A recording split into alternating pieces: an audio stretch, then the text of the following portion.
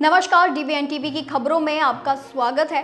देश के कई इलाकों में कोविड-19 के मामलों में तेजी से बढ़ोतरी देखी जा रही है, जिसको लेकर सरकारों ने चिंता जताई है और नागरिकों को सतर्क रहने की सलाह दी है। इसी बीच राष्ट्रीय राजधानी दिल्ली में सरकार ने एक एडवाइजरी जारी कर सभी अस्पतालों को सतर्क रहने और कोविड से निपटने की पूरी तैयारी रखने के निर्देश दिए हैं। ये पहली बार है जब दिल्ली में लगभग 3 वर्षों के बाद कोविड-19 मामले सामने आए हैं। वहीं गुजरात, हरियाणा, केरल और कर्नाटक समेत कई राज्यों में कोविड-19 के नए मामले सामने आ गए हैं।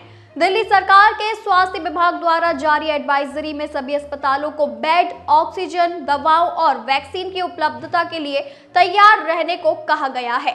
शुक्रवार को स्वास्थ्य मंत्री पंकज सिंह ने कहा कि गुरुवार तक कोविड-19 के 23 मामले सामने आए हैं और सरकार इस बात की पुष्टि कर रही है कि मरीज दिल्ली के निवासी है या उन्होंने शहर से बाहर की यात्रा की है।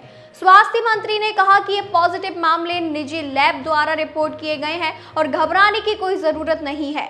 उन्होंने कहा कि इस वेरिएंट में सामान्य इन्फ्लुएंजा जैसे लक्षण हैं। दिल्ली सरकार के स्वास्थ्य मंत्री पंकज सिंह ने बातचीत में कहा कि आज दिल्ली के तमाम अस्पतालों के मेडिकल सुपरिटेंडेंट के साथ हमने बैठक की, जिसमें अस्पतालों को निर्देश दिया गया है कि कोविड से लड़ने के लिए तमाम तैयारियां की जाए, चाहे वह ऑक्सीजन बेड की हो, ऑक्सीजन कंसंट्रेट की हो। उन्होंने बातचीत में ये भी बताया कि पैनिक होने की जरूरत नहीं है। अभी दिल्ली में कोरोना के जो केस आए हैं उनकी संख्या में 23 है। सरकार मॉनिटरिंग कर रही है कि ये जो केस दिल्ली में दर्ज किए गए हैं वह बेशक प्राइवेट लैब के जरिए आए हो, लेकिन क्या वह दिल्ली के हैं और या फिर वह बाहर से आए हैं। इन सब की मॉनिटरिंग सरकार कर रही है और जनता को वक्त वक्त पर अपडेट दिया जाता रहेगा।